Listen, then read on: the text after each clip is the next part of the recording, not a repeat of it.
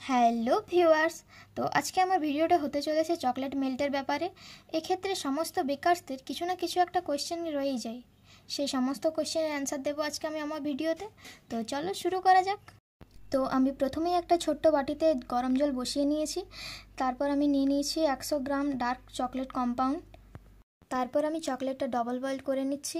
আরেকটা জিনিস সবসময় মাথায় রাখতে হবে, নিচের যে গরম জলটা সেটা যেন ওপরের বাটিতে কোনো মতেই টাচ না হয়। প্রথম 5 মিনিট জলটা গরম হওয়া পর্যন্ত আমাদের ওয়েট করতে হবে। তারপর আস্তে আস্তে দেখো গলতে শুরু করে দিয়েছে চকলেটটা। আমি কিন্তু পুরো স্টেপ বাই স্টেপ তোমাদের সঙ্গে শেয়ার করছি।